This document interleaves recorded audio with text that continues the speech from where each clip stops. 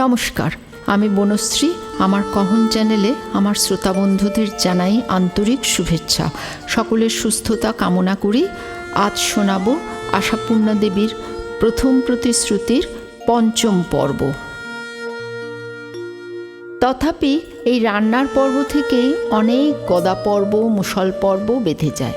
গ্রামের যে একদল ছুতো খুঁজে বেড়ানো লোক আছে, তারাই যজ্ঞী দেখলে দক্ষ যজ্ঞের আয়োজন করবার তালে ঘোরে। মন কষাকষি, কথান্তর, মান অভিমান এসব প্রায় যজ্ঞেরই অঙ্গ। রামকালী ওসব ঝামেলার মধ্যে নেই। পয়সা দিয়ে লোক আনাবেন, কাজ করাবেন, চুকে গেল। রাঁধুনি বামুনের হাতে খেতে যাদের আপত্তি, তারা যাও বিধবার হেসেলে ভর্তি হওগে, মাছ জুটবে না। তা সে দু চারজন নিতান্ত নিষ্ঠাপরায়ণ গ্রাম বৃদ্ধ ছাড়া না হু করে সকলেই বসে পড়ে রামকালীর বাড়ির ভোজে। ওস্তাদ কারিগরের রান্নার হাত, রামকালীর দরাজ হাত আর রামকালীর প্রতি সমীহ বোধ, এই ত্রিশক্তির আকর্ষণে সকলেই প্রায় নরম হয়ে আসে। পয়সা যে অঞ্চলে কারোরই নেই তা তো নয়, কিন্তু এমন দরাজ হাত, এত বড় দিলদরিয়া মন। খাঁটি গাওয়া ঘিয়ে সদ্য কাটানো টাটকা ছানার মিষ্টান্ন ভেজে তোলার সুগন্ধে শুধু আশেপাশেই নয়, সারা গ্রামখানারই বাতাস যেন ম ম করছে।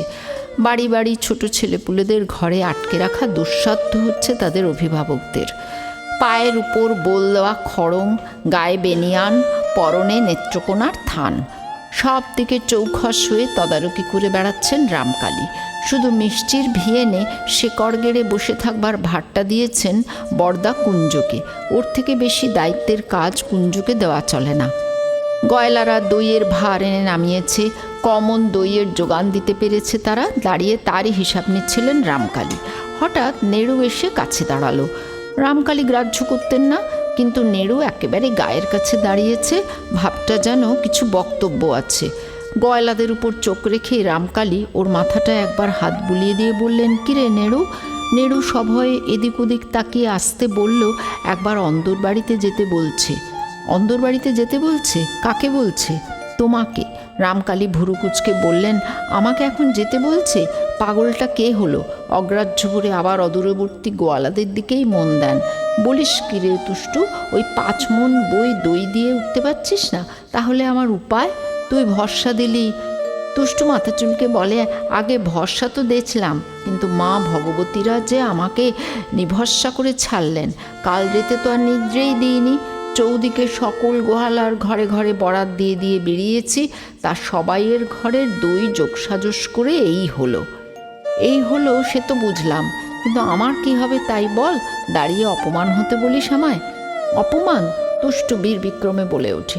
বলি, একটা ঘাড়ে 20টা মাথা কার আছে কবরেজ ঠাকুর যে আপনাকে অপমানই করবে? মাথা এগায়ের এক একজনের 100টা করে, বুঝলি রে তুষ্টু? বলে হাসলেন রামকালী। আর ঠিক সেই সময় নেড়ু আরেকবার মিহি গলায় ডাক দিল, মেজো খুড়ো। আরে এ ছোকরা তো ভালো বিপদ করলো। কে তোকে পাঠিয়েছে শুনি? পিস ঠাকুমা। রামকালী বিরক্তভাবে বললেন, তা আমি বুঝেছি, নইলে আর কার এত? বোধ করি কার এত আক্কেল হবে বলতে যাচ্ছিলেন, সামলে নিলেন। ছোটদের সামনে গুরুজন সম্পর্কে তাচ্ছিল্যসূচক মন্তব্য করবার মতো অসতর্কতা এসেছিল বলে রীতিমতো বিরক্ত হলেন নিজের উপর। অথচ মোক্ষদার মতো কাণ্ডজ্ঞানহীন গুরুজন সম্পর্কে সকল প্রকার সমীহ নীতি মেনে চলাও শক্ত। অসতর্কতা সামলে নিয়ে বললেন, বলগে যাও, আমার এখন বিস্তর কাজ। তার যা বলবার যখন ভেতরে যাব তখন যেন বলেন। তুমি একথা বলবে পিস ঠাকুমা জানে, তাই আমাকে বলে দিল।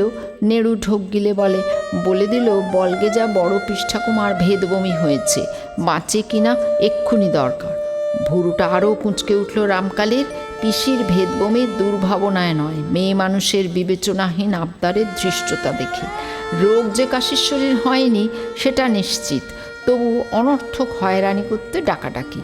হয়তোবা অভ্যাগত কুটুম্বিনীদের নিয়ে কোনোরূপ সমস্যার উদ্ভব হয়েছে আর সালিশ মানতে ডাকা হয়েছে রামকালীকে। কিন্তু এই কি তার সময়? 7 পাড়া লোক নেমন্তন্ন হয়েছে, একদিনের জোগাড়ের যজ্ঞী, মাথায় পর্বত বয়ে ঘুরছেন রামকালী, তখন কিনা এইসব মেয়েলিপনা? তাছাড়া আরও বিরক্তিকর, ছোট ছেলেটাকে মিথ্যে কথার তালিম দিয়ে পাঠানো। কিন্তু যে রাগিনী মোক্ষদা নেড়ুকে ফেরত দিলে নির্ঘাত নিজেই এক্ষুনি রণরঙ্গিনী মূর্তিতে বার উঠানেই হানা দেবেন এবং 5 জনের কান বাঁচাবার চেষ্টা মাত্র না করে বকাবকি শুরু করবেন। পয়সার দেমাকে ধরাকে সরা দেখিস নি রামকালী, গুরুজন বলে একটু সমীহা করিস। হ্যাঁ, এরকম কথা স্বচ্ছন্দে বলতে পারেন মোক্ষদা, দ্বিধামাত্র করেন না। সংসারের এই একটা মানুষকে কিছুতেই এঁটে উঠতে পারলেন না রামকালী। পারতেন, অনায়াসেই পারতেন, যদি সত্যি রামকালীর গুরুজনের সমীহ বোধ না থাকত। গুরুজন হয়েই মোক্ষদা রামকালীকে জব্দে ফেলেছেন। কিন্তু শুধুই কি গুরুজন বলে জব্দ? আরও একজনের কাছে কি মাঝে মাঝে জব্দ হয়ে পড়েন না রামকালী, যে মানুষটা নিতান্তই লঘুজন? হ্যাঁ, মনে মনে স্বীকার না করে পারেন না রামকালী, মাঝে মাঝে সত্যবতীর কাছে জব্দ হতে হয়, তাকে হার মানতে হয়। কিন্তু তাতে কি বিরক্তি আসে? মেজ খুড়ো ছেলেটাও কম নয়, তাই রামকালীর কোচকানো ভুরু দেখেও ভয়ে পালিয়ে গেল না, বলল, পিস ঠাকুমা তোমায় চুপি চুপি ডেকে নিয়ে যেতে বলল, খুব বিপদ। আহ, এ তো আচ্ছা মুশকিলে ফেলল, বিপদটা তো দেখছি আমারই, বলে রামকালী হাঁক দিলেন। তুষ্টু, সব দই ভেতর দালানে তুলে দাও, আর খোঁজ করে দেখো আর কারো ঘরে আরও 2-10 পাওয়া যাবে কিনা। পাওয়া গেলে তো ঠাকুরমশাই আমি নিজেই। তুষ্টু মাথা চুলকে একটু ধৃষ্টতা করে বসে। তা তোমার আগে 5 মণি কি কম? এ তো আর বড় খোকার প্রথম বিয়ে নয়। রামকালী ভুরুটা একবার কুঁচকেই মৃদু হাসলেন, বললেন, কথাটা গয়লার ছেলের মতোই বলেছিস তুষ্টু। প্রথম বিয়ে নয় বলে কুটুম্বজনকে খাওয়াতে বসে অপরিতুষ্ট রাখবো? আচ্ছা, তুই ওগুলো তুলে দেগে, আসছি আমি। নেড়ুর সঙ্গে সঙ্গে ভিতর বাড়িতে ঢুকলেন রামকালী, মাঝখানে প্রকাণ্ড উঠোনটা পার হয়ে। এই মাঝের উঠোনেই ধানের গোলা, মরাই, সারা বছরের জ্বালানি কাঠের মাচা, চালের নিচে জ্বালা জ্বালা বীজ ধান। নেড়ু দিগ্বিজয়ীর মতো কাশীশ্বরীর ঘরের দরজায় এসে দাঁড়ালো, কারণ রামকালীকে ডেকে আনার ভার আর কেউ নিতে চায়নি। সত্য পর্যন্ত ঝাড়া জবাব দিয়েছিল। এই দেখলাম বড় পিস ঠাকুমা পুকুরে চান করে এলো, এক্ষুনি আবার কি ব্যামোয় ধরল যে বাবাকে শতকম্মের মধ্যে থেকে ডেকে আনতে যাব। মানুষটার কি এখন মাথা ঠিক আছে? ঘরে তো জোয়ানের বড়ি আছে, তাই খেয়ে নাও না। তুই বেরো দজ্জাল হারামজাদি, বলে মোক্ষদা নেড়ুকে ধরেছিলেন। কিন্তু নেড়ুদের তো আর গিন্নিদের ঘরে উঠবার হুকুম নেই, তাই এই যে ঠাকমা বলে দাঁড়িয়ে পড়ল। নিচু দরজা। রামকালী খড়ম খুলে মাথা নিচু করে ঢুকলেন, আর সমস্ত কৃতজ্ঞতা ভুলে, মোক্ষদা তুই পালা লক্ষ্মী ছাড়া ছেলে, বলে নেড়ুকে তাড়া দিয়ে বিদেয় করলেন। রামকালী দেখলেন কাশেশ্বরী মাটিতে শুয়ে আছেন, থানের আঁচলটুকু মুখে চাপা দিয়ে। এটা আবার কি? নিশ্চয়ই কোনো মান অভিমানের ব্যাপার। বিরক্তি এলো, তবু শান্তভাবেই বললেন, কি ব্যাপার? ব্যাপার বেশ উত্তম। চাপা গলায় এটুকু জ্ঞান দান করে মোক্ষদা আরও ফিসফিস করে বললেন, দুয়োরটা ভিজিয়ে দিয়ে তবে শুনতে হবে। রামকালী একবার বাইরে তাকালেন। সূচিবাই মোক্ষদাদের এই দিকটা বাদে সারা বাড়ির লোকে লোকারণ্য। এর মধ্যে কপাট ভিজিয়ে গুপ্ত মন্ত্রণা? তিনি তো পাগল হননি। গম্ভীর গলায় বললেন, কপাট থাক, কি বলবার আছে বলো। কিন্তু বলবার কিছু আর আছে নাকি? আছে বলবার মতন মুখ, অথচ এত বড় ভয়ানক কথা রামকালীকে না জানিয়ে করবেন কি? মুখ্য দুটো মেয়ে মানুষ, হিতাহিত জ্ঞান কি আর কিছু অবশিষ্ট আছে তাদের? মোক্ষদার আর কাশীশ্বরীর। শঙ্করী যে কাশীশ্বরীরই নাতবউ। ভয়ঙ্কর খবরটা এখনও 5 কান হয়নি। এখনও সংসারের সবাই আপন আপন কাজে হাবুডুবু খাচ্ছে। কিন্তু কতক্ষণ আর অন্যমনস্ক থাকবে লোক? কতক্ষণ আর তাদের কান বাঁচিয়ে রাখা যাবে? তারপর 1 কান থেকে 5 কান, তারপরই তো লহমায় 500 কান।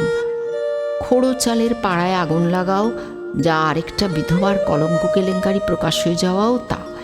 এ চাল থেকে ও চাল তো এ মুখ থেকে ও মুখ। হাড় হাবাতে লক্ষ্মী ছাড়া মেয়ে মানুষটা নিডুবি হওয়ার আর দিন পেল না। যদি জলে ডুবে নিডুবি হয়ে থাকে তো সেও বরং ভালো কথা, কিন্তু যদি ভরাডুবি করে বসে থাকে? কাশেশ্বরীর ধারণা তাই তিনি মুখে আঁচল চাপা দিয়ে পড়ে আছেন, আর মর্মে মর্মে অনুভব করছেন কেন সেই সর্বনাশীর খুঁড়ো খুঁড়ি ও মেয়েকে ঘরে রাখেনি। উপযাচক হয়ে কাশেশ্বরীর গলায় গুছিয়ে গেছে। হায় হায়, কালই তো টের পেয়েছিলেন কাশেশ্বরী নাপিত বউয়ের কথার আছে, তবে কেন আবাগের বেটিকে দৌড়ে তালা লাগিয়ে আটকে রাখেননি? 5টা কুটুমের কাছে সাফাই গাইতে বললেই হতো। হঠাৎ মাথাটার কেমন দোষ হয়ে গেছে শঙ্করীর, তাই কাজের বাড়িতে ছেড়ে রাখতে সাহস করেননি। মোক্ষদা কিন্তু জলে ডোবার কথাই তোলেন। কোন রাত্রিরে কখন উঠে কাজ করেছে কিছু টের পায়নি রামকালী। সকালবেলাও বলি চানে গেছে না কোথায় গেছে, বেলা হতে মাথায় বজ্রাঘাত। আমার স্থির বিশ্বাস বড় পুকুরে গিয়ে ডুবেছে কপালখাকি। এই বেলা জাল ফেলালে না। রামকালী জলদগম্ভীর স্বরে বললেন, জাল ফেলা হবে না। জাল ফেলা হবে না? যন্ত্রচালিতের মতো উচ্চারণ করেন মোক্ষদা। না, এতগুলো লোকের খাওয়া পণ্ড হতে দেব না আমি। মোক্ষদা প্রকৃতিবিরুদ্ধ নম্রভাবে বলেন, কিন্তু একটা জীবের জীবনের চাইতে যজ্ঞটাই বড় হলো তোমার বিচারে?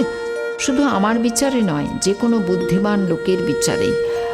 রামকালী ঘরের মধ্যে পায়চারি করতে করতে বলেন, বলছো সকাল থেকে দেখতে পাওনি, ধরে নিতে হবে কাজটা হয়ে থাকে তো রাতেই হয়েছে। এখন জাল ফেললে জীবটা জীবন্ত উঠবে তোমাদের বিশ্বাস? মোক্ষদা চুপ করে থাকেন উপযুক্ত উত্তরের অভাবে, আর কাশেশ্বরী চাপা গলায় হু হু করে কেঁদে ওঠেন। থাম, লোকজন খাওয়ার আগে যেন টু শব্দটি না হয়। যদি ডুবে থাকে তো যতক্ষণ না ভেসে ওঠে ততক্ষণ তাকে জলের তলায় থাকতে দাও। ডুবলে ভেসে উঠতেই হবে, নদী নয় তো যে ভেসে চলে যাবে।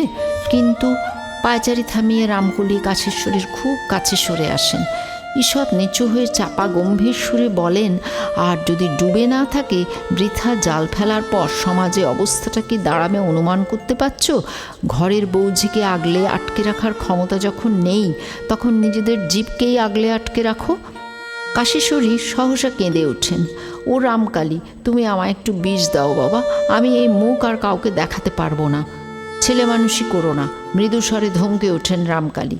বিপদে মতি স্থির রাখো, আমাকে বিবেচনা করবার সময় দাও। কিন্তু এই ভেবে আশ্চর্য হয়ে যাচ্ছি আমি, বলছো তোমাদের কাছে শুতেন, অথচ দুটো মানুষ কিছু টের পেলে না তোমরা? মরণের ঘুম এসেছিল বাবা আমাদের। কাশেশ্বরী আরেকবার কেঁদে ওঠেন। পিসিমা, হাত জোড় করছি তোমায়, হইচই করো না। সবাইকে না হয় বলো খুড়োর অসুখের খবর পেয়ে হঠাৎ বাপের বাড়ি পাঠিয়ে দেওয়া হয়েছে তাকে। মানুষ তো আর ঘাসের বিচি খায় না রামকালী। মোক্ষ তার নিজস্ব ভঙ্গিতে ফিরে আসেন। কাল রাত দুপুর অবধি সবাইয়ের সঙ্গে কুটনো কুটেছে লক্ষ্মী ছাড়ি। আশ্চর্য, আবার পায়চারি করতে করতে বলে ওঠেন রামকালী। এরকমটা হলো কেন কিছু অনুমান করতে পারছো তোমরা? কাশেশ্বরীর মুখের ঢাকাটা আরও শক্ত করে চাপা দিয়ে বলে ওঠেন, আমি পাচ্ছি রামকালী, মতিগতি তার ভালো ছিল না। ধিঙ্গি বয়স অবধি খুড়োর ঘরে থেকেছে, মা বাপ ছিল না যে সুশিক্ষে দেবে। উচ্ছনে যাওয়ার বুদ্ধির বৃদ্ধি করেছে বসে বসে। আমি বুঝছি জলে ডুবে মরেনিও, আমাদের মুখে চুনকালিই দিয়েছে। ঘরটা নিচু নিচু অন্ধকার মতো, জানলা আছে কি নেই, তবু রামকালীর টকটকে ফর্সা মুখটা আরও কত টকটকে হয়ে উঠেছে টের পেলেন মোক্ষদা। চেয়ে চেয়ে মনে হলো যেন ওই টকটকে মুখটা থেকে উত্তাপ বেরোচ্ছে। বেপরোয়া মোক্ষদাও ভয় খেলেন, কি বলতে গিয়ে থেমে গেলেন। আর ঠিক সেই সময় দরজার গোড়ায় কাঁসর বেজে উঠল। মাজা ঘষা চাছা ছোলা কাঁসর। ওগো ও ঠাকমারা, কাটোয়ার বউ গেল কোথায়? পান সাজবার জন্যে যে হাঁক পাড়াপাড়ি হচ্ছে তাকে। তোমরাই বা দুই বোনেই বেলা দুপুর অবধি শোবার ঘরে গুলতুনি করছো কেন? চান করে আবার শোবার ঘরে এসে সেঁধি হচ্ছে যে বড়। আরেকবার চানের বাসনা আছে বুঝি? তা তোমাদের বাসনা মেটাও, বউকে পাঠিয়ে দাও। ঘরে ঢোকবার অধিকার নেই, তাই বাইরে দাঁড়িয়েই বাক্যস্রোত বইয়ে দেয় সত্য। ধারণাও করতে পারে না ঘরের ভিতরে তার বাপের উপস্থিতি সম্ভব। উঁচু পোতার ঘর, দরজার বাইরে থেকে ছোটদের পক্ষে ভিতরটা স্পষ্ট দেখাও সম্ভব নয়। মোক্ষদা বিনা বাক্যবায়ে কপাটের সামনে এসে দাঁড়ান। অতএব ঘরেই আছেন তিনি। সত্য বিরক্ত কণ্ঠে বলে, কি গো, মুখে বাক্যকি নেই কেন? কাটোয়ার বউ কোথায় গেল সেটা বলবে তো? ঘাট থেকে আরম্ভ করে 7 চৌহদ্দির সৃষ্টি খুঁজে এলাম। সহসা মোক্ষদা সরে দাঁড়ালেন এবং সেই শূন্য স্থানে রামকালীর মূর্তিটা দেখা গেল। বাবা! সত্য বজ্রাহত। এখানে বাবা? আর সত্য মুখের তোড় খুলে দিয়েছে। ছি ছি, কিন্তু বাবা এখানে কেন? তাহলে নির্ঘাত কাটোয়ার বউয়ের হঠাৎ কোনো অসুখ করেছে, পিষ্ঠাকমারা তাই নিয়ে হিমশিম খাচ্ছে। ছি ছি, এদিকে এই কাণ্ড, আর সত্য কিনা পান সাজার তাগাদা দিতে এসেছে। বাবা কি বলবেন? বাড়ির কোনো খবর রাখে না সত্য, এইটাই প্রমাণ হবে। মনে মনে জিভ কেটে চুপ হয়ে দাঁড়িয়ে থাকে বেচারা। আজ আর মানসিক চাঞ্চল্য নিবারণ করতে অভ্যাস মতো শাড়ির আঁচলটা নিয়ে চিবোনোর উপায় নেই। পরনে উৎসব উপলক্ষে নিজের বিবাহকালে লব্ধ একখানা ভারী বালুচরি চেলি। রামকালী ঘাড় ফিরিয়ে মোক্ষদা ভগ্নীদ্বয়কে উদ্দেশ্য করে মৃদুস্বরে বললেন, স্বাভাবিকভাবে যার যা কাজ করবে যাও। বৃথা ঘরের মধ্যে বসে থাকবার দরকার নেই। তারপর ঘর থেকে বেরিয়ে এলেন। এসে সহসা মেয়েকে একটা সহজ পরিহাসের কথা বলে উঠলেন, ইস মেলাই সেজেছিস যে। কথাটা মিথ্যে নয়, শুধু বালুচুরি চেলি কেন, মেয়েকে আজ এক গা গয়না পরিয়ে সাজিয়েছে ভুবনেশ্বরী। কমগুলি গয়না তো আর হয়নি সত্যর বিয়ের সময়, পরে কবে। বাপের কথায় লজ্জিত হাসি হেসে মাথা নিচু করল। এবার রামকালী পুরনো প্রসঙ্গে ফিরে গেলেন। ভাগ্নে বৌমাকে কে ডাকছে? ভাগ্নে বৌমা অর্থাৎ আপাতত শঙ্করীকেই বোঝালো। সত্য বাবার কথায় নয়, বাবার কণ্ঠস্বরে থতমত খেল। অসহায় অসহায় চোখে বলল, ওই তো ওরা, যারা এক বরজ পান নিয়ে সাজতে বসেছে। তাদের বলে দাও গে যে উনি আজ আর পান সাজতে পারবেন না। হঠাৎ যেন রামকালীও অসহায়তা বোধ করলেন, তাই তাড়াতাড়ি বললেন, আচ্ছা থাক, তোমার এখন ওদিকে যাওয়ার দরকার নেই, যারা পান সাজছেন সাজুন। কথায় কথায় পায়ে পায়ে এগিয়ে চলেছেন রামকালী, ঘরের পিছনে ঢেকি ঘরের দিকে ইচ্ছে করেই। সত্য সে খেয়াল করে না, ম্লান মুখে প্রশ্ন করে, কাটোয়ার বউয়ের অসুখ কি বেশি বাবা? অসুখ কে বললে? রামকালী চমকে উঠে সামলে নিয়ে গম্ভীরভাবে বলেন, শোনো, ওকে বৃথা ডাকাডাকি করো না, অসুখ করেনি, ওকে হঠাৎ খুঁজে পাওয়া যাচ্ছে না। আশ্চর্য, এ কথা কেন বললেন রামকালী? একটু আগেও কি সিদ্ধান্ত করেছিলেন তিনি এ সংবাদটা আর কারো কাছে প্রকাশ করবেন না? হয়তো আর কেউ হলেই করতেন না, হয়তো ভুবনেশ্বরী এসে প্রশ্ন করলেও তাকে ডাকাডাকি করো না বলেই থেমে যেতেন। কিন্তু সত্যর ওই উজ্জ্বল বিশ্বস্ত মস্ত বড় বড় চোখ দুটোর সামনে যেন সত্য গোপন করা কঠিন হলো। আর রামকালীর চিন্তাক্লিষ্ট মুখের দিকে তাকিয়ে এমনও মনে হলো এই 9 বছরের মেয়েটার কাছে বুঝি তিনি চিন্তার ভাগ নেবার আশ্রয় খুঁজছেন। কিন্তু সত্তর তো ততক্ষণে হয়ে গেছে, খুঁজে পাওয়া যাচ্ছে না। আস্ত একটা মানুষকে খুঁজে পাওয়া যাচ্ছে না, তাতে আবার মেয়ে মানুষ। ব্যাটা ছেলে নয় যে পায়ে হেঁটে কোথাও চলে গেছে। মেয়ে মানুষকে খুঁজে না পাওয়ার অর্থই নির্ঘাত বড় পুকুরের কাকচক্ষু জল। অবশ্য এ জ্ঞানটা সত্যর সম্প্রতি হয়েছে সারদাকে উপলক্ষ করে, তাই চমকে উঠে বলে, খুঁজে পাওয়া যাচ্ছে না? হায় আমার কপাল! ওই ভয়ে বড় বউকে সমস্ত রাত ঘরে ছেকল তুলে রেখে দিলাম, আর কাটোয়ার বউ এই করল। হে ঠাকুর, আমি কেন দুটোতেই ছেকল দিলাম না? বড় বৌমাকে ছেকল দিয়ে রেখেছিলে? চমৎকৃত রামকালী প্রশ্ন করেন। না দিলে সত্য উদ্দীপ্ত কণ্ঠে বলে, নিশ্চিন্তি হয়ে ঘুম আসে? জলচৌকির উপর জলচৌকি বসিয়ে কত কাণ্ড করে ছেকলে হাত দিয়েছি। ভোরের বেলা মাকে বলে কয়ে খুলিয়ে দিই। হায় হায়, কাটোয়ার বউকেও যদি! বলেই সত্য সহসা দূর ফেরায়, করুণ রসের পরিবর্তে বীর রসের আমদানি করে। যাক, সে বেচারা মরেছে না জুড়িয়েছে। মানুষটা একদিন ঘাট থেকে আসতে একটু দেরি করেছে, লক্ষ্মীর ঘরে সন্ধে দিতে পারেনি, তার তরে কি গঞ্জনা, কি বাক্যি যন্ত্রণা। একটা মনীষী, তাকে 10টা মানুষের তাড়না। বড় পৃষ্ঠাকমা কি সোজা নাকি? গাল দিয়ে দিয়ে আর আশ মেটে না। অত বাক্য যন্ত্রণায় পাষাণ পিত্তিমে হলেও জলে গিয়ে ঝাঁপ দেয়। রামকালী যেন ক্রমশ রহস্যের সূত্র পাচ্ছেন। বললেন, বকাবকিটা কখন হলো? এই তো কালই। অবশ্যই বউয়েরও দোষ আছে। জল নিতে গেছো, জল নিয়ে চলে এসো। সন্ধে ভোর ঘাটে বসে থাকার দরকার কি? তবে হ্যাঁ, এনাদেরও লঘু পাপে গুরুদণ্ড। অবিরে বিধবা, মনে প্রাণে কি সুখ আছে ওর? 2 দণ্ড নয় ছিল এই ঘাটে, তার জন্যে অত গালমন্দ। এই গ্রীষ্মকালে কুল কোথায় তার ঠিক নেই, সকল গাছই তো ন্যাড়া, তবু বলে কি ঘাটে যাবার ছুতোয় কুল খাচ্ছিলি। আরও সব কত কথা বলেই হতাশ নিঃশ্বাস ফেলে সত্য। আমি তার মানেই জানি না বাবা। রহস্য স্পষ্ট হয়ে উঠেছে।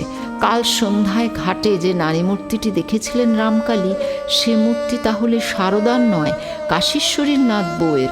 আত্মহত্যার চেষ্টাই ছিল তার তখন। একবারের চেষ্টায় পারেনি, তাই দ্বিতীয়বার আবার। কিন্তু খটকা লাগছে একটা জায়গায়, বকাবকিটা তো তার পরবর্তী ঘটনা। তাছাড়া সত্যবতী বর্ণিত কুল খাওয়ার শব্দটা, যা শুনে এত চিন্তার মধ্যেও হাসি এসে গিয়েছিল তার। কাশেশ্বরীও সন্দেহ ব্যক্ত করেছেন, রামকালী চাটুর্যের বাড়িতে এমন একটা ঘটনা ঘটাও সম্ভব? ভয়ানক একটা যন্ত্রণা অনুভব করলেন রামকালী। না, শঙ্করীর অপঘাত মৃত্যু ভেবে নয়, চাটুর্য বাড়ির সম্ভ্রম নষ্ট বলেও নয়। যন্ত্রণা বোধ করলেন নিজের ত্রুটির কথা ভেবে। আরও হুঁশিয়ার হওয়া উচিত ছিল তার, আরও যথেষ্ট পরিমাণে সাবধান। একটা নিতান্ত তুচ্ছ মেয়ে মানুষ যেন রামকালীর ক্ষমতার তুচ্ছতাকে ব্যঙ্গ করে গেল। মেয়েটার এই ধৃষ্টতাকে ক্ষমা করা যাচ্ছে না। হঠাৎ অনুভব করলেন সত্য পিছিয়ে পড়েছে। ঘাড় ফিরিয়ে দেখে থমকে গেলেন। সহসা এক জায়গায় দাঁড়িয়ে পড়ে নিঃশব্দে কান্না শুরু করেছে সত্যবতী। রামকালীও পিছিয়ে এলেন, গম্ভীরভাবে বললেন, তোমার কাঁদবার দরকার নেই। বাবা, এবার আর নিঃশব্দে নয়, ডুকরে ওঠে সত্য, সব দোষ আমার। কাটোয়ার বউ তো রাত দিন বলতো মরণ হলে বাঁচি, আমি যদি তখন তোমাকে বলেই তো একটা প্রীতিকার হয়। মনে করতাম অলিক কথা, রাজ্যে শুদ্ধ মেয়ে মানুষই তো রাত দিন মরণ মরণ করে। তেমনি কাটোয়ার বউ সত্যি ঘটিয়ে ছাড়ল। মা নেই, বাপ নেই, ভাই নেই, স্বামী পুত্তর কেউ নেই মানুষটার, শুধু গালমন্দ খেয়ে খেয়ে বেঘরে মরে গেল। তুমি আগে টের পেলে? কান্নাটা বড় বেশি উথলে উঠল সত্যর। রামকালী কি হঠাৎ তড়িতাহত হয়ে স্তব্ধ হয়ে গেছেন? নইলে মুখের চেহারা তার হঠাৎ তো অদ্ভুতভাবে বদলে গেল কি করে? যে ভ্রুকুটি নিয়ে একটা তুচ্ছ মেয়ে মানুষের ধৃষ্টতার দিকে তাকিয়েছিলেন, সে ভ্রুকুটি মিলিয়ে গেল কেন? হঠাৎ একটা ধাক্কা খেয়ে কি হুড়মুড়িয়ে ভেঙে পড়ল তার এতক্ষণকার চিন্তাধারা? কান্না থামাও বলে আস্তে আস্তে চলে গেলেন তিনি বারবাড়ির দিকে। গিয়ে দাঁড়ালেন ভিয়েন ঘরে, যেখানে কুঞ্জ তখন জল চৌকিটা ঘুরিয়ে নিয়ে দেয়ালের দিকে মুখ করে বসে একসরা গরম ছানা বড়া চাকছেন। বললেন, বড়দা, আমাকে একবার বেরোতে হবে, তুমি দেখো অতিথিদের যেন কোনো অমর্যাদা না হয়। আমি? মিষ্টি গলায় বেঁধে গেল কুঞ্জর। হ্যাঁ তুমি। নয় কেন? তুমি বড়। হ্যাঁ, বেরোবেন রামকালী, জেলেদের ঘরে গিয়ে বলতে হবে পুকুরে আরেকবার জাল ফেলানো দরকার। বাড়িতে কাজ, সন্দেহ করার কিচ্ছু নেই, ভাববে মাছের কমতি পড়েছে। তবে রামকালী যেন বুঝছেন ওটা নিরর্থক। কাশীশ্বরীর নাত বউ নিজে ডুবে মরেনি, সংসারটাকেই ডুবিয়েছে। রামকালী কি তবে একবার নির্দেশের আশ্রয় খুঁজছেন?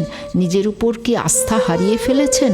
নইলে যে প্রাণীটাকে শুধু প্রাণীমাত্র ভেবে তার উপর বিরক্ত হচ্ছিলেন, তার ধৃষ্টতার বহর দেখে তাকে অন্য দৃষ্টিতে দেখছেন কেন? কেন ভাবছেন তারও কোনো প্রাপ্য পাওনা ছিল সংসারে, তাই রামকালী উপদেষ্টার দরকার অনুভব করছেন? ওরে বাবা সকল, একটু চোট পায়ে চল, তাগাদা আছে। পালকি থেকে মুখ বাড়িয়ে আরেকবার তাগাদা দিলেন রামকালী। মধ্যাহ্নের মধ্যে গিয়ে পৌঁছতে না পারলে বিদ্যারত্ন মশাইয়ের সঙ্গে দেখা হবে না। প্রাতঃসন্ধ্যা সেরে গঙ্গা স্নানে বেরিয়ে পড়েন বিদ্যারত্ন, যেটা বিদ্যারত্নের আবাসস্থান থেকে অন্তত 30 ক্রোশ দূরে। যাতায়াতের এই 6 ক্রোশ পাড়ি দিয়ে নিত্য স্নান পর্ব সমাধা করে পুনরায় ঠাকুর ঘরে ঢুকে পড়েন তিনি গৃহবিগ্রহের ভোগ দিতে। তৎপরে প্রসাদ গ্রহণ, তারপর আবার সামান্য সময় বিশ্রাম। এই মধ্যবর্তী সময়টা কারোর সঙ্গে দেখা করেন না বিদ্যারত্ন, কাজেই তার কাছে যেতে হলে ওই গঙ্গা স্নান সেরে ফেলার মুহূর্তে, নয় অপরাহ্নে। কিন্তু অপরাহ্ন পর্যন্ত সময় কোথায় রামকালীর? প্রয়োজন যে বড় জরুরি। জীবনে যখনই কোনো সমস্যা সমাধানের জরুরি প্রয়োজন পড়ে, তখন রামকালী বিদ্যারত্নের দরবারে এসে হাজির দেন। অবশ্য সেরকম প্রয়োজন জীবনে দৈবাতই এসেছে। সেই একবার এসেছিল নিবারণ চৌধুরীর মায়ের গঙ্গাযাত্রার ব্যাপারে।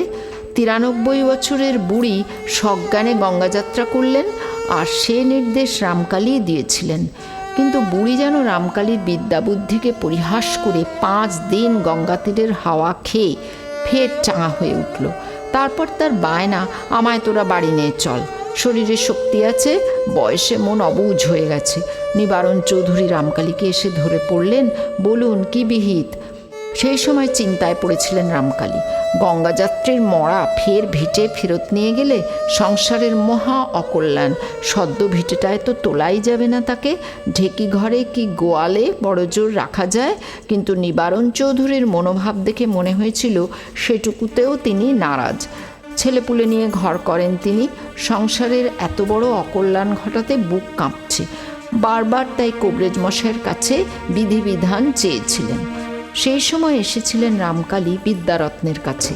এসে প্রশ্ন করেছিলেন, বিদ্যারত্ন মশাই বলুন, শাস্ত্র বড় না মাতৃমর্যাদা বড়? আজ এসেছেন আরেক প্রশ্ন নিয়ে। অবশ্য আপাতত প্রশ্ন তাড়াতাড়ি পৌঁছবার। একখানা গ্রাম পার হয়ে তবে দেবীপুর বিদ্যারত্নের গ্রাম। পালকি থেকে আরেকবার মুখ বাড়িয়ে দেখে বেহারাদের ফের তাগাদা দিতে গিয়ে থেমে গেলেন রামকালী। থাক, এত বিচলিত হওয়ার দরকার নেই, পৌঁছে ওরা দেবেই ঠিক। বিচলিত হওয়াকে ঘৃণা করেন রামকালী, তবু মনে মনে অস্বীকার করে লাভ নেই, আজ একটু বিচলিত হয়েছেন। কোথায় যেন হেরে গেছেন রামকালী, তারই একটা সূক্ষ্ম অপমানের জ্বালা মনকে বিঁধছে। কিন্তু রামকালীর মধ্যেই পরাজয়ের গ্লানি কেন?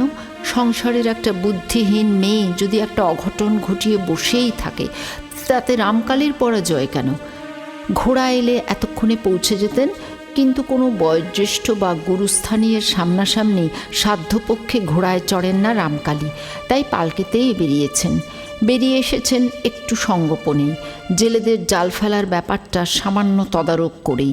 বাড়তি কিছু মাছ উঠলে উঠুক, খাদ্যবস্তু কখনো বাড়তি হয় না, ওরা এখন যেভাবে কাজ করছে করুক। রামকালীর অনুপস্থিতি টের না পেলেই মঙ্গল, টের পেলেই কাজে ঢিলে দেবে। কারোর উপর কি ভরসা করার জো আছে?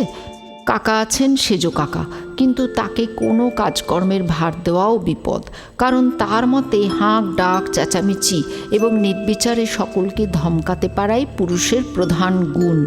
আর বয়স হয়ে গেলেও পৌরুষের পরিমাণটা যে তার এক তিলও কমেনি, সর্বদা সেটা প্রমাণ করতেও রীতিমতো তৎপর সেজো কাকা। তাই তাকে ডেকে ডুকে কর্তৃত্বের ভার দেওয়া মানে বিপদ বাঁধানো। আর কুঞ্জর কথা কি বলারই যোগ্য? মিষ্টির ভিয়েনের কানাচে হাতে মুখে রসমাখা আর মুখ ভর্তি ছানা বড়া ঠাসা কুঞ্জর তৎকালীন চেহারাটা একবার চোখের সামনে ভেসে উঠল। তখন যখন দেখেছিলেন মনটা বিরক্তিতে ভরে গিয়েছিল, এখন হঠাৎ একটা মমতা মিশ্রিত অনুকম্পার ভাব মনে এলো। যে মানুষ লুকিয়ে চুরিয়ে নিজের ছেলের বিয়ের ভোজের মিষ্টান্ন খেতে বসে, তার উপর অনুকম্পা ছাড়া হৃদয়ের আর কোন ভাববৃত্তি বিকশিত হবে? এরা কি রাগেরই যোগ্য? আশ্চর্য, রাসুটাও হচ্ছে ঠিক বাপের মতোই অপদার্থ। ভবিষ্যৎটার দিকে তাকালে খুব একটা আশার আলো চোখে পড়ে না, কিন্তু তার জন্য হতাশাও আনেন না রামকালী। আপন শক্তিতে বিশ্বাসী, আপন কেন্দ্রে অটুট অবিচল তিনি। ওদের কথাকে চিন্তার জগতে ঠাঁই দেন না রামকালী, কিন্তু সত্যটা মাঝে মাঝে তাকে ভাবিয়ে তোলে। শুধু যে সেই একটা ভয়ঙ্কর সরল মুখ থেকে উচ্চারিত ভয়ঙ্কর জটিল প্রশ্নগুলোই চিন্তিত করে তোলে রামকালীকে, তা নয়, চিন্তিত করে তোলে সত্যর ভবিষ্যৎ সম্পর্কে। সংসার কি সত্যবতীকে বুঝবে? পালকি থেকে নেমে পড়লেন রামকালী, বিদ্যারত্নের মাটির কুটির থেকে একটু দূরে। সেটাই সভ্যতা, সেটাই গুরুজনের সম্ভ্রম রক্ষা। গুরুজনের চোখের সামনে গাড়ি পালকি থেকে নামা অবিনয়। মাটির ঘর, দালান দেওয়া, দাওয়ার নিচের উঠোনে আঁকা ছবির মতো বেড়া ঘেরা ছোট্ট ফুলবাগানটি বিদ্যারত্নের নিজের হাতের বাগান, নিজের হাতের দেওয়া বেড়া। টগর, দোপাটি, গাঁদা, বেল, মল্লিকা, রক্তজবা, করবী, সন্ধ্যামণি, নানান গাছ, সারা বছরই ফুলের সমারোহ। এছাড়া বেড়ার ধারে ধারে আছে তুলসীর কেয়ারি। গঙ্গা স্নানের পর পুজোর আগে একবার গাছগাছালিগুলির তদারক করে যাওয়ার অভ্যেস বিদ্যারত্নের।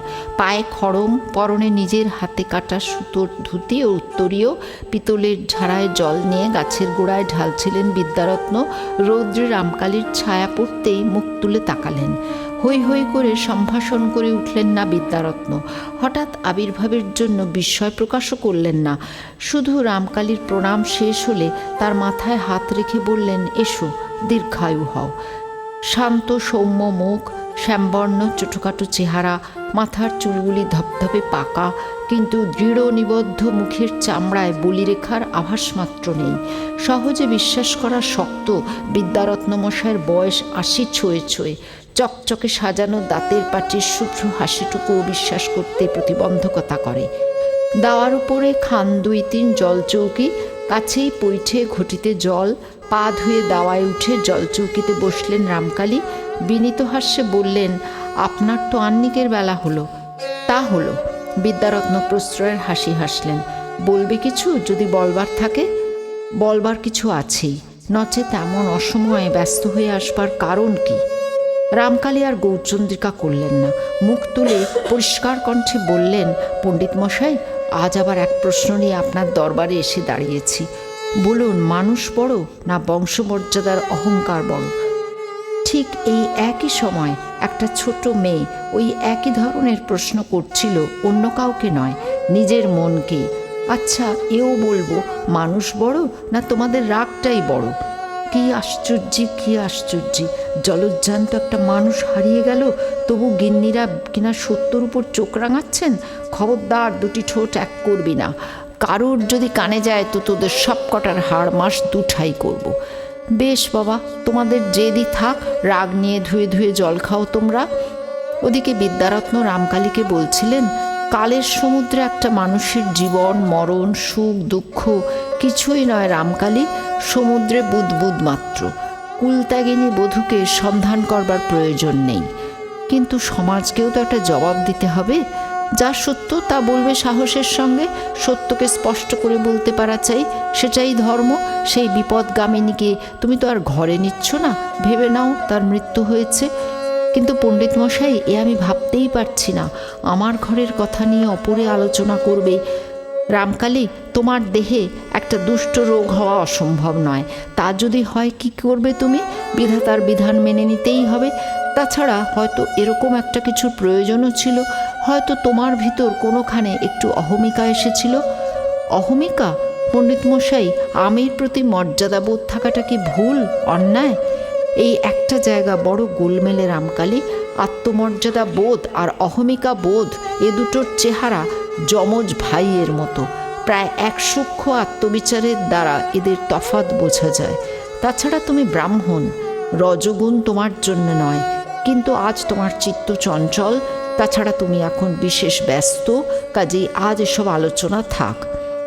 রামকালী কয়েক মুহূর্ত মাথা নিচু করে ভূমি সংলগ্ন দৃষ্টিতে কি যেন ভাবলেন, তারপর সহসা মাথা তুলে বলিষ্ঠ কণ্ঠে বললেন, আচ্ছা, আপনার নির্দেশে শিরোধার্য করলাম। আরেকবার বিদ্যারত্নের পদধূলি নিয়ে বেরিয়ে এসে পালকিতে চললেন রামকালী। ফেরার মুখে আর বেহারাদের তাড়া দেবার কথা মনে এলো না। বিদ্যারত্নের একটা কথা তাকে বিশেষ ধাক্কা দিয়েছে। বিদ্যারত্ন বললেন, তুমি ব্রাহ্মণ, রজগুণ তোমার জন্যে নয়। কিন্তু তাই কি সত্য? ব্রাহ্মণের মধ্যে তেজ থাকবে না, থাকবে কেবলমাত্র রজগুণ শূন্য স্তিমিত শান্তি। ফিরে দেখলেন বাড়ির লোকে লোকারণ্য। নিমন্ত্রিতেরা প্রায় সকলেই এসে গেছে, রান্নাও প্রস্তুত। শুধু রামকালীর অনুপস্থিতিতে ভোজে বসিয়ে দেবার ব্যবস্থাটা ঠিক মতো হচ্ছে না। সকলে মিলে শুধু গুলতানি চলছে। এই চনমনের সময় দূর থেকে পরিচিত বালকি বেহারাদের হুম হুম আওয়াজ কানে এলো। আশায় অধীর হয়ে উঠল সবাই। এসে গেছেন, এসে গেছেন, রবে গম গম করে উঠল জনতা। সকলেই অবশ্য ধরে নিয়েছিল আচমকা কোনো রোগীর মরণবাচন সংবাদ পেয়ে বাধ্য হয়ে বেরিয়ে যেতে হয়েছে রামকালীকে। কুঞ্জ সেই কথাই বলে রেখেছিলেন। অন্দরমহলে মেয়েদের মধ্যে শঙ্করী সম্পর্কে কানাঘুষা শুরু হয়ে গিয়েছিল, কিন্তু বারমহল সম্পূর্ণ নিশ্চিন্ত। রামকালী এসে দাঁড়াতেই বয়োজ্যেষ্ঠ অতিথি অভ্যাগতের দল হৈ হৈ করে এগিয়ে এলেন। ব্যারামটা কার রামকালী? কোন গায়ে? কে যেন দেবীপুরের দিকে পালকি যেতে দেখলো, ওখানেই কারো ব্যারাম শুনে আমি যাইনি। রামকালী এবারে লোক ভর্তি আটচালার সমস্তটায় চোখ বুলিয়ে নিলেন, তারপর একটু থেমে বললেন, আমি বেরিয়েছিলাম অন্য প্রয়োজনে। সে প্রয়োজনের কথা আপনাদের সকলকেই জানাবো। যদিও আপনারা এখনও অভুক্ত ক্ষুধার্ত, আমার কথা শুনে ঠিক কী মনোভাব আপনাদের হবে তাও সম্পূর্ণ বুঝতে পারছি না, তবু আহারাদের পূর্বেই কথাটা ব্যক্ত করা উচিত মনে করছি আমি। বলতে আপনারা সকলে অনুমতি করুন আমাকে। নিঃশব্দ জনতার মাঝখানে রামকালীর ভরাট ভারী কণ্ঠস্বর গমগম করে উঠল। অনেকেরই বুক কেঁপে উঠল একটা অজানা আশঙ্কায়। কুঞ্জ হঠাৎ পিছন দিকে হটে গিয়ে ধুলোর উপরে বসে পড়লেন। রাসু ভিড়ের একেবারে পিছনেই ছিল। সে হাঁ করে তাকিয়ে রইল কাকার আরক্ত গৌরমুখের দিকে। সমাগতরা অনুধাবন করতে পারছেন না ব্যাপারটা কি। আহার্য বস্তুতে কি কোনো অনাচার স্পর্শ ঘটেছে? তাই বা কী করে বলা যায়? রামকালীর আচমকা বেরিয়ে যাওয়ার প্রশ্নটাও যে রয়েছে। তবে কি সহসা রামকালীর কোনো জ্ঞাতির মৃত্যু ঘটেছে? এই বিরাট ভোজের রান্না সব অশৌচান্য হয়ে গেছে। সেই সংবাদ পেয়ে রামকালী কি এমন অর্বাচীন যে ভয়ঙ্কর মুহূর্তে সেই তথ্য এসে প্রকাশ করবেন? মৃত্যু সংবাদ কানে না শুনলে তো অশৌচ হয় না। উনি নিজে গা ঢাকা দিয়ে বেড়ালে তো আর এখানের অন্নগুলো অশৌচান্য হয়ে যেত না বলে এমন ক্ষেত্রে ঘরের মরা কাঁথা চাপা দিয়ে রেখে লোকে দিন উদ্ধার করে নেয়।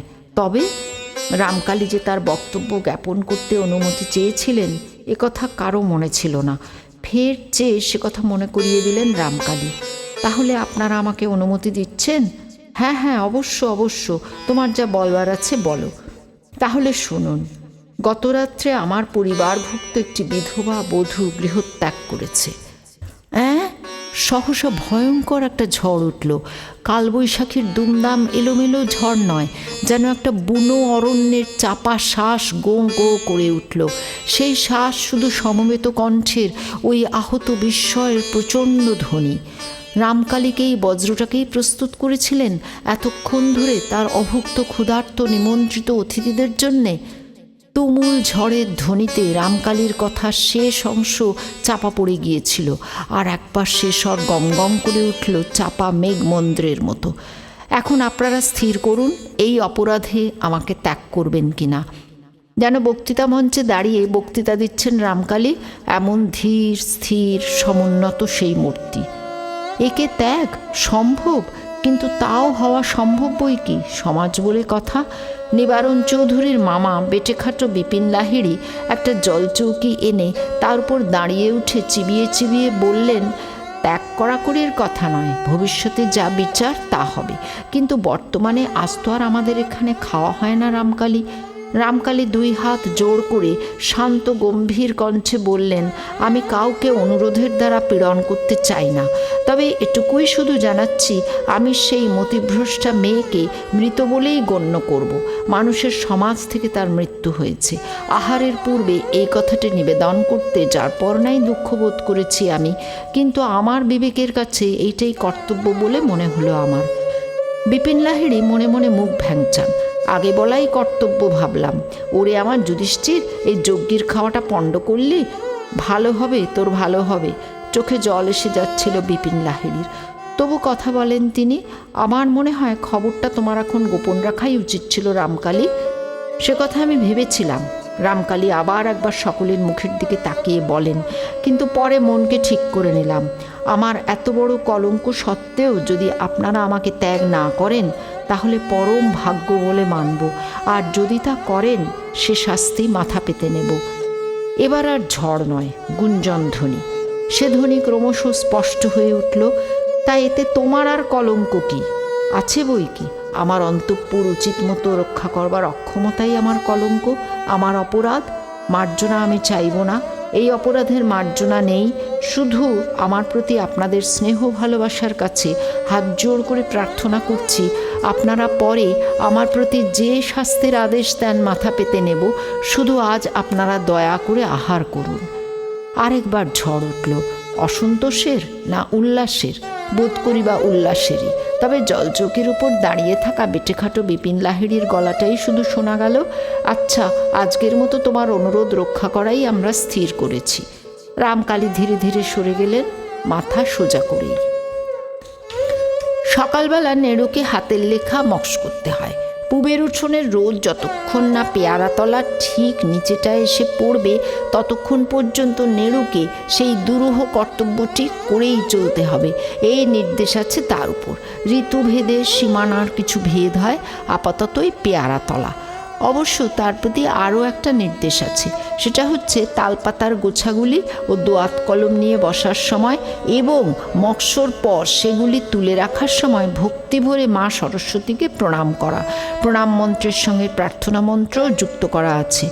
দেবীর প্রসন্নতা লাভের উপায়স্বরূপ বিদ্যা অনুশীলনের চাইতে স্তব স্তুতি প্রণাম প্রার্থনার উপরেই নেড়ুর আস্থা বেশি। কাজেই শব্দবোধের পাতা যথাসম্ভব তাড়াতাড়ি মুড়ে ফেলে নিঃশব্দ স্তুতিতেই সময় বেশি যায় তার। চোখটা বুজে রেখেও তের্ছা কটাক্ষের কৌশলে পেয়ারাতলার প্রতি দৃষ্টি নিবদ্ধ রেখে পরম ভক্তি ভরে মন্ত্রোচ্চারণ করছিল সেই পাত্তাড়িটি কপালে ঠেকিয়ে। তং তং দেবী শুভ্র বর্ণে রত্ন শোভিত কুণ্ডল কর্ণে কণ্ঠে লম্বিত গজমতি হারে দেবী সরস্বতী বর দাও আমারে। লাগ লাগ বাণী কণ্ঠে লাগ যাবজ্জীবন তাবৎ থাক। দুষ্ট সরস্বতী দূরে যাক, আমি যদি থাকি গুরুর বশে ত্রিভুবন পূরিত আমার যশে। দেবী স্তবের কালে কিন্তু নেড়ু ভাবছিল দেবীর কথা, সূর্যদেব। আশ্চর্য, নিষ্ঠুর সূর্য দেবতাকে এত আন্তরিকভাবে মাতুল সম্বোধন করেও ভাগ্নের প্রতি তার মমতার কোনো প্রকাশ দেখতে পায় না নেড়ু। পেয়ারা তলার নিচেটায় আসার যেন কোনো গরজই নেই তার, অথচ তিনি সামান্য একটু কৃপা দৃষ্টিপাত করলেই করা মাত্রই নেড়ুর আজকের মতো যন্ত্রণা শেষ হয়। বারবার ঘুরিয়ে ঘুরিয়ে একই স্তব স্তুতি কতক্ষণ ধরেই বা করা যায়। তবু কপাল থেকে কলম তার পাতা নড়ায় না, নেড়ু ঠেকিয়েই থাকে এইমাত্র ঠেকানোর ভঙ্গিতে। খুব যে বিদ্যে হচ্ছে, আহা মরে যাই, ছেলের কি ভক্তিরে। সত্যবতীর সানানো গলা বেজে ওঠে, বুকটা কেঁপে ওঠে নড়ুর। ও যা মেয়েও আর যা জেরা, তথাপি বাইরের প্রকাশে সত্যকে কোনো স্বীকৃতি দেয় না নেড়ু। একইভাবে চোখ বুজে বিড়বিড় করতে থাকে। সত্যবতী হি হি করে হেসে ওকে একটা ঠেলা দিয়ে বলে, এখন যে বড় চোখ বোঝা হচ্ছে, এতক্ষণ কি করছিলি? বাবা, খালি চোখ পিটপিট আর পেয়ারা তলার দিকে তাকানি। আহ সত্য। নেড়ু এবার পাতা কলম কপাল থেকে নামিয়ে সযত্নে জলচৌকির উপর স্থাপিত করে বিরক্তিব্যঞ্জক গম্ভীর স্বরে বলে, নমস্কারের সময় গোলমাল করছিস কেন? নমস্কার তো তুই সকাল থেকেই করছিস। এক পোর বেলা হয়ে গেল, সেই স্তক নমস্কারই হচ্ছে, দেখিনি যেন। দেখেছিস তুই? নেড়ু উঠোনের দিকে তাকিয়ে দেখে, মনে হচ্ছে যেন মাতুল সূর্যদেব এতক্ষণে সদয় হয়েছেন, পেয়ারাতলার ঠিক নিচেটাতে কৃপা কটাক্ষ করছেন। অতএব বুকের বল বাড়ে তার। দৃপ্ত কণ্ঠে বলে, কত মক্স করলাম তখন থেকে, কই দেখি কত। বলেই সত্য একটা কাজ করে বসে। হাতটা একবার মাথায় মুছিয়ে নিয়ে চট করে মা সরস্বতীর উদ্দেশ্যে একটা প্রণাম নিবেদন করে নেড়ুর এইমাত্র রক্ষিত তালপাতার গোছায় একটা টান মারে। এই ও কি হচ্ছে? শিহরিত নেড়ু ভয়ঙ্কর একটা ভয়ের সুরে বলে ওঠে, সত্য তুই তালপাতায় হাত দিলি? দিলাম তা কি? নির্ভীক স্বর সত্যর, আমি তো মা সরস্বতীকে পেন্নাম করে হাত দিয়েছি। পেন্নাম করলেই সব হলো? তুই না মেয়ে মানুষ, মেয়ে মানুষের তালপাতায় হাত ঠেকালে কি হয় জানিস না? সত্য ইতিমধ্যে নেড়ুর সারা সকালের শ্রম ফল নিরীক্ষণ শুরু করে দিয়েছে। বলা বাহুল্য, একখানি মাত্র পাতা কালি কলঙ্কিত, বাকি সবগুলি নিষ্কলুষ নিষ্কলঙ্ক। কাজে আরেকবার তার হিহির পালা। খুব যে বলছিলি অনেক মক্স করেছিস, কই কোথায়? দোয়াতে বুঝি কালির বদলি জল ভরেছিস, তাই চোখে টাহর হচ্ছে না? সত্যর বিদ্রুপের ভঙ্গি বড় তীক্ষ্ণ, কারণ উক্ত মন্তব্যের সঙ্গে সঙ্গে চোখের তারা পাতার যতটা সম্ভব কাছে নিয়ে এসেছে সে মুখে কৌতুকের আলোর ঝলমলানি। এতটা সহ্য করা শক্ত। রেড়ু এক হ্যাঁচকায় নিজ সম্পত্তি কেড়ে নিয়ে ক্রুদ্ধ কণ্ঠে বলে, বেশ থাক, আমার বিদ্যে না হোক তোর কি, নিজের কি হয় দেখ। বলে দিচ্ছি গিয়ে সবাইকে, তালপাতে হাত দিয়েছিস তুই। আর কেউ হলে সবাইকে বলে দেওয়ার ভীতি প্রদর্শনেই কাবু হয়ে পড়ে এবং আপোষের সুরে আচ্ছা আচ্ছা, বেশ ভাই, দেখলাম ইত্যাদি অভিমানসূচক বাণী উচ্চারণ করে শত্রুপক্ষের মন নরম করে আনে। কিন্তু সত্যর মনোভাব আপোষবিহীন, তাই ভিতরে যাই হোক বাইরে বিন্দুমাত্র বিচলিত ভাব দেখায় না সে। সমান জোরের সঙ্গেই বলে দিবি তো দিবি, সবাই আমার কি করবে শুনি? শুলে দেবে? দেয় কিনা দেখিস, চালাকি নয়। কেন, মেয়ে মানুষ তালপাতে হাত দিলে কি হয়? কলকাতায় তো কত মেয়ে মানুষ লেখাপড়া করে। তোকে বলেছে করে, পড়লে চোখ কানা হয়ে যায় তা জানিস? কখনো না, মিছে কথা। বড্ডই তুই জানিস, যারা পড়ছে তারা সব অমনি কানা হয়ে যাচ্ছে। হ্যাঁ, কলকাতা নামক অদৃষ্ট সেই দেশটায় কদাচ কখনো যেখানে নাম কানে আসে সেখানে সত্যি কোনো মেয়ে মানুষ লেখাপড়া করে কি না এবং করলে তাদের চক্ষু যুগলকে দৃষ্টিশক্তি সম্পন্ন রাখতে পারে কি না, এ সম্পর্কে নেড়ুর স্পষ্ট কিছু জানা নেই। তবু নিজের অভিমতকে প্রতিষ্ঠিত করতে প্রাণপণ চেষ্টা করে সে। এখন না যাক, আসছে জন্মে যাবে। অমনি না, আসছে জন্মে। তাদের আসছে জন্মটা তুই দেখে এসেছিস বুঝি? আমি এই তোকে বলে দিচ্ছি নেড়ু, ওসব কিচ্ছু হয় না। বিদ্যে তো ভালো কাজ, করলে কখনো পাপ হতে পারে? লেখাপড়ার ব্যাপারে বুদ্ধি না খুললেও কূটতর্কের ব্যাপারে নেড়ু ওস্তাদ, তাই সে অকাট্য একটি যুক্তি প্রয়োগ করে। নারায়ণ পুজোও তো ভালো কাজ, করে মেয়ে মানুষরা, ছুঁতেই তো পায় না। ভগবান বলে দিয়েছে ভালো কাজগুলো বেটা ছেলেরা করবে, খারাপ কাজগুলো মেয়ে মানুষরা করবে, বুঝলি? হ্যাঁ, বলেছে ভগবান তোর কান ধরে, ঝংকার দিয়ে ওঠে সত্য। ভগবান কখনো এমন একচক্ষু নয়, ওসব বেটা ছেলেরাই সৃষ্টি করেছে। বচসার শব্দ খুব মৃদু হচ্ছিল না। শব্দে আকৃষ্ট হয়ে পুণ্যি এসে দাঁড়ায় এবং সকৌতূহলে প্রশ্ন করে, কি সৃষ্টি করেছে রে বেটা ছেলেরা? সত্য মুহূর্তে অনুত্তেজিত ভাব পরিগ্রহ করে বলে, কিছু না, শাস্ত্রের কথা হচ্ছে। শাস্ত্র? পুণ্যি হালে পানি পায় না। সহসা এখানে শাস্ত্রালোচনা শুরু হলে কী বাবদ সেটা অনুধাবন করতে চেষ্টা করে। ইত্যবসরে নেড়ু সেই বলে দেওয়ার সুরে বলে ওঠে, সত্যর সাহসখানা শুনবে পুণ্যিপেশি? তালপাতে হাত দিয়েছে, আবার বলছে দিয়েছি তো হয়েছে কি? তালপাতে হাত, এটা আবার আরেক আকস্মিকতা। তালপাতাটা কী জাতীয় সহসা সেটা হৃদয়ঙ্গম করতে পারে না পুণ্যবতী।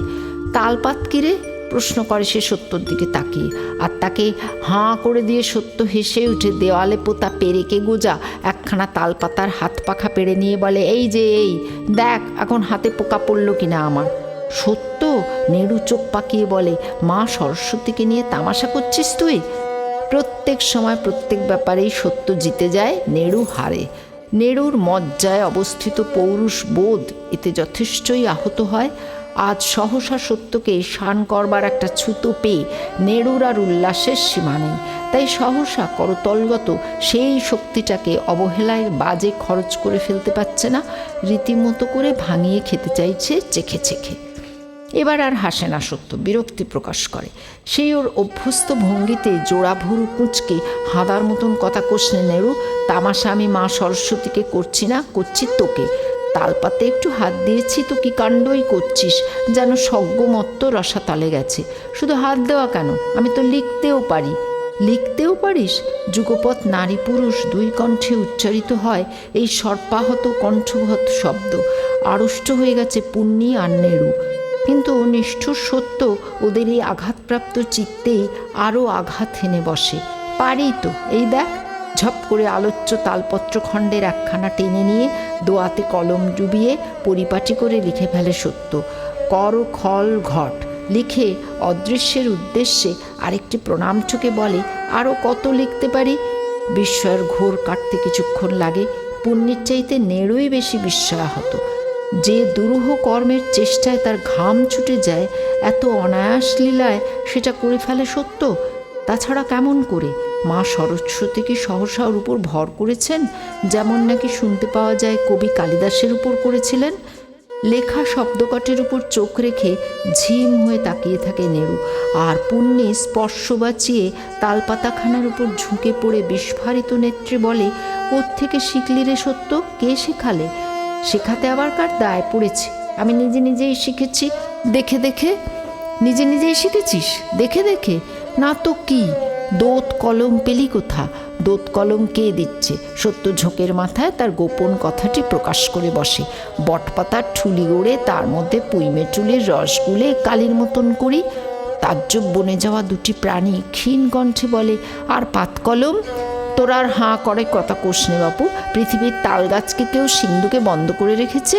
না আকিঞ্চন করে খুঁজলে সরকাঠি মেলে না? গিন্নির মতন মুখ করে ঝঙ্কার দিয়ে ওঠে সত্য। এতক্ষণে বুঝে হদিশ পায় পুণ্যি। তাও সে গিন্নিদের মতো গালে হাত দিয়ে বলে, তাহলে তুই নুকিয়ে মক্স করিস? ধন্যি বাবা, কাউকে টেট্টি পেতে দিস না। কখন হাত পাকাস? সত্য রহস্যের হাসিতে মুখ রঞ্জিত করে বলে, যখন তোরা থাকিস না। কিন্তু সত্য, পুণ্যি চিন্তিত স্বরে বলে, খেয়াল করছিস?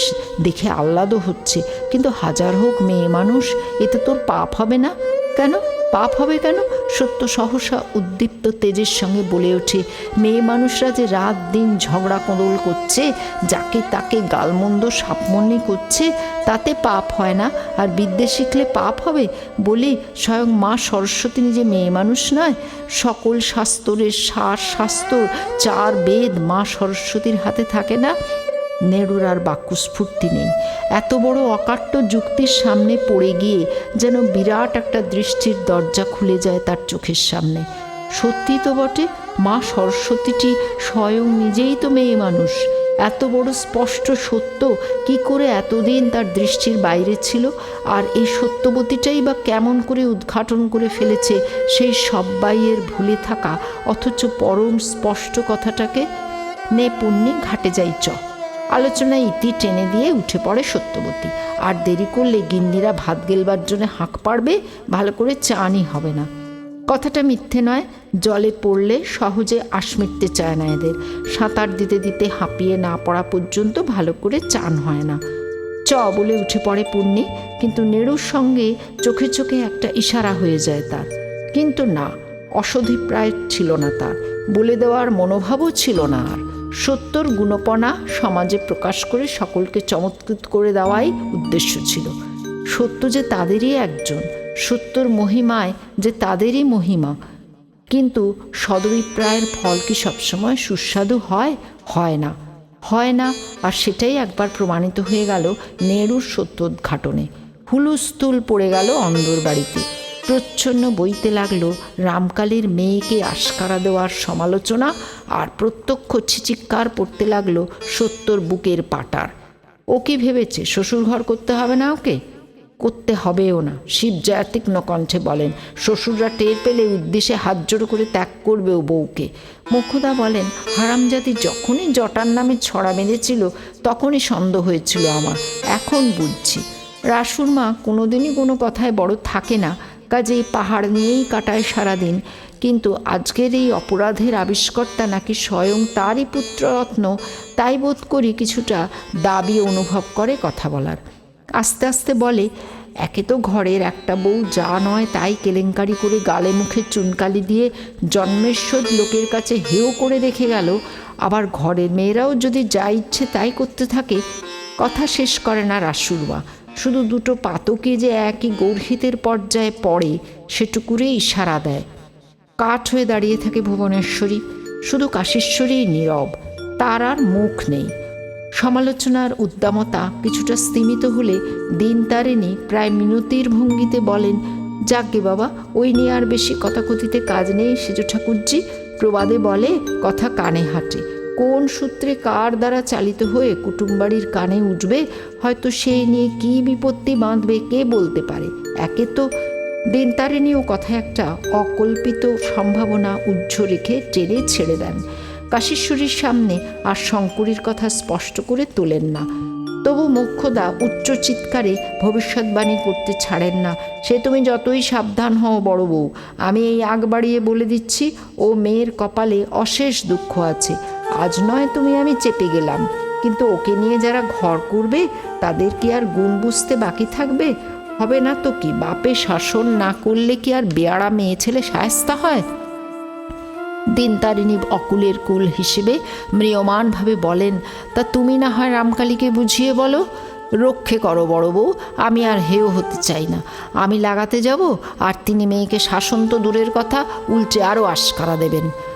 অগত্যাই দিশেহারা দিনতারিণী ভুবনেশ্বরীর প্রতি দৃষ্টিক্ষেপণ করেন, তা তুমিও তো সময়ান্তরে যখন তার মন মেজাজ ঠান্ডা দেখবে একটু বুঝিয়ে বলতে পারো মেজ বৌমা, সত্যি যে মেয়ে তোমার স্বেচ্ছাচারী হয়ে উঠছে, পরের ঘরে পাঠাতে হবে তো।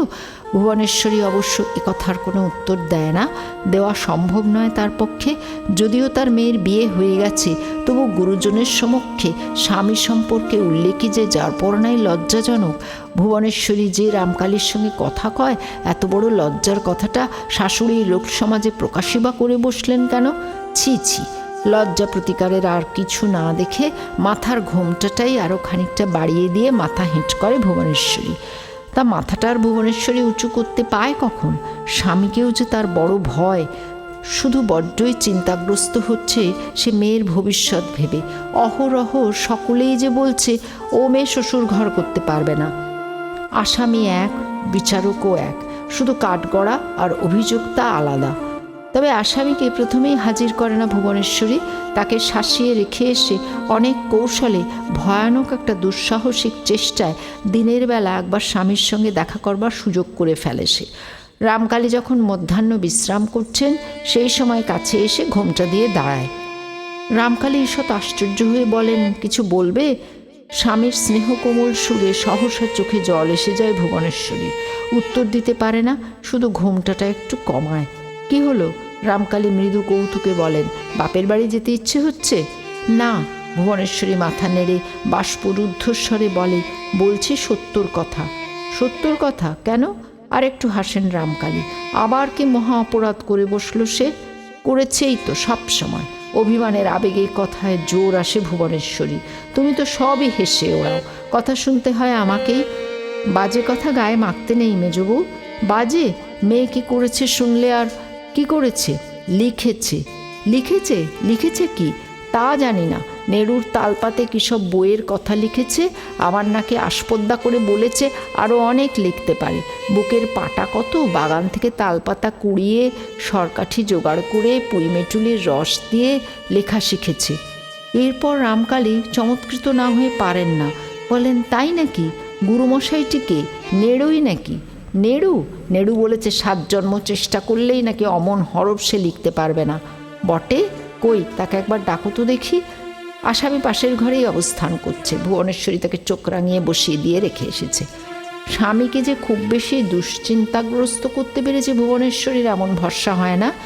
শাস্তির মাত্রা কি আর তেমন গুরু হবে? অথচ লঘু শাস্তিতে কাজ হবে বলে মনে হয় না, কারণ সত্যর ভাব যথারীতি অনমনীয়। তাই স্বামীকে একটু তাতিয়ে তোলবার আশায় বলে, ডাকছি, বেশ ভালো করে শাসন করে দিও। শুধু যে আস্পর্ধার কাজ করেছে তাও তো নয়, আলাত পালাত কত সব তক্ক করেছে। কলকাতায় নাকি অনেক মেয়ে মানুষ আজকাল লেখাপড়া শিখছে, তাদের তো কই চোখ কানা হচ্ছে না। বিদ্যের দেবী মা সরস্বতী তো নিজে মেয়ে মানুষ। এই সব বাচালতা, তুমি একটু উচিত শিক্ষা দিয়ে বকবে মেয়েকে, বুঝলে? শেষাংশে মিনতি ঝরে পড়ে ভুবনেশ্বরীর কণ্ঠে। সরে গিয়ে পাশের ঘর থেকে ইশারায় ডাকে মেয়েকে। স্বামীর সামনে তো আর গলা খুলতে পারে না। সত্য এসে হেটমুন্ডে দাঁড়ায়।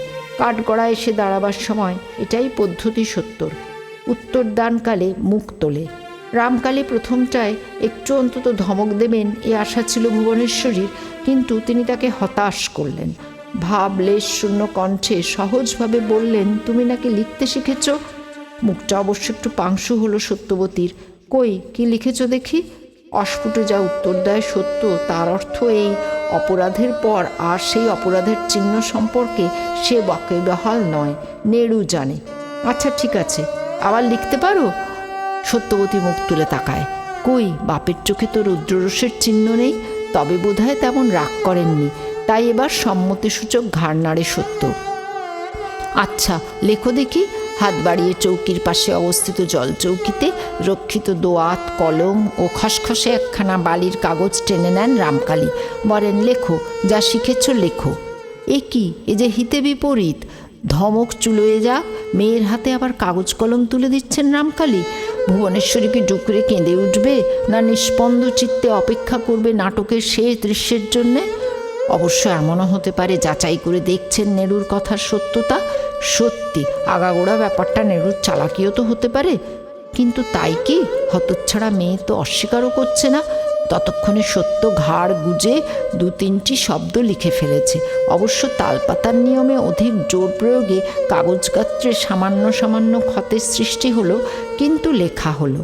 রামকালী সেটা ঘুরিয়ে ফিরিয়ে বার কয়েক দেখে কোনো মন্তব্য না করে শান্তভাবে বলেন, কলকাতায় অনেক মেয়ে লেখাপড়া করছে, এ কথা তোমায় কে বললে? ছোট মামি। তাই নাকি? তিনি কোথা থেকে? ও, তিনি যে কলকাতারই মেয়ে, তাই না? এই উদ্দেশ্যটা ভুবনেশ্বরীকে। কিন্তু ভুবনেশ্বরী তো আর অত বড় মেয়ের সামনে গলা খুলে কথা বলতে পারে না, ঘাড় কাত করে সায় দেয়। তা তিনি জানেন লেখাপড়া? তোমার মামি একটু একটু জানেন। বেশি করে কবে আর শিখতে পেল বেচারা।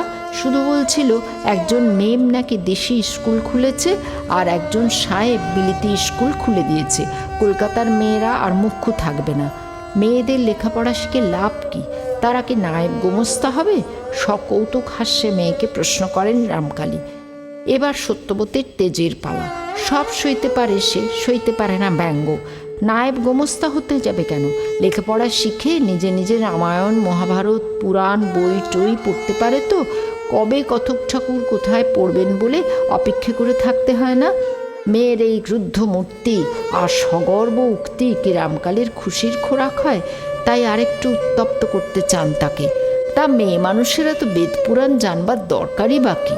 এবার সত্যবতী স্থান পাত্র বিস্মৃত হয়ে নিজ মূর্তি ধরে। এত যদি না দরকারের কথা, তো মেয়ে মানুষের জন্মাবারই বা কি দরকার? তাই বলো তো বাবা শুনি একবার। মেয়ের এই দুঃসাহসে ভুবনেশ্বরীর বুক থরথর করে। অত বড় মানুষটার মুখে মুখে এতখানি চোপা? হবে না, হবে না, এ মেয়ের কখনো শ্বশুরবাড়ি ঘর করা হবে না। কিন্তু ভুবনেশ্বরীকে চমকে দিয়ে সহসা হেসে ওঠেন রামকালী, বেশ সশব্দেই। তারপর মেয়ের দিকে তাকিয়ে বলেন, তুমি লেখাপড়া শিখতে চাও? চাই তো, পাচ্ছি কোথায়? ধরো যদি পাও, তাহলে রাত দিন লেখাপড়া করব।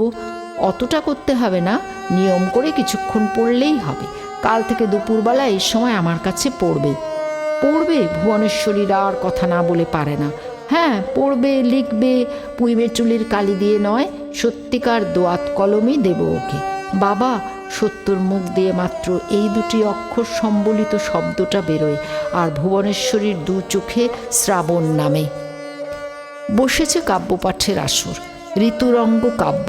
বর্ষাখণ্ড শেষ করে প্রকৃতিদেবী সবে মাত্র শরৎখণ্ডর মলাটখানি খুলে ধরেছেন।